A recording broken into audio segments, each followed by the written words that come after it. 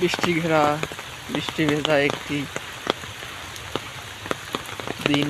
আজকে আমি বিকেলে বের হচ্ছি শাহপরান হলে নামাজ পড়ে, তারপরে বের হয়েছি আপনাদেরকে সাস্টের প্রাকৃতিক পরিবেশ দেখানোর জন্য। হয়তো অনেকে ভাবছেন যে ভাই সাস্টে ভর্তি হয়েছেন, বললেন প্রাকৃতিক অনেক সৌন্দর্য বৈচিত্র্য আছে, কই তা শুধু বলেই যাচ্ছেন কিন্তু আপনাদেরকে দেখাচ্ছি না। দেখতে পাচ্ছেন অনেক বড় বড় গাছ, গাছগুলো বিভিন্ন প্রকৃতির গাছ আছে এখানে, হয়তো বা বৃষ্টির জন্য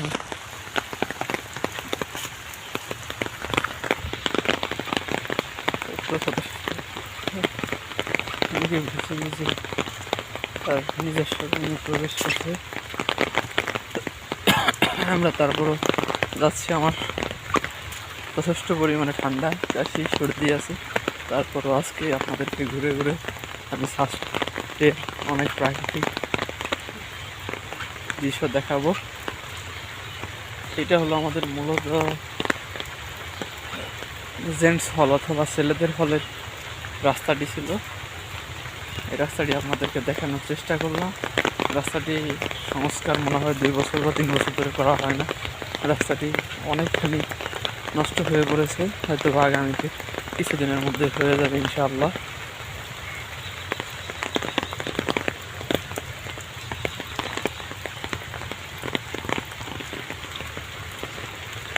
প্রাকৃতিক সৌন্দর্য সম্পর্কে অনেকে জঙ্গলকে শুধু প্রাকৃতিক সৌন্দর্য থেকে বাদ দিতে চান।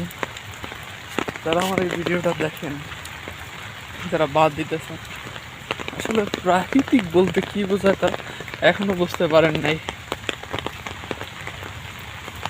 জাহাঙ্গীরনগর বিশ্ববিদ্যালয় আছে অনেক বেশি জঙ্গল এবং এর চেয়ে অনেক বেশি ভয়ঙ্কর, যেখানে মোটামুটি অনেক প্রকারেরই সাপ আছে।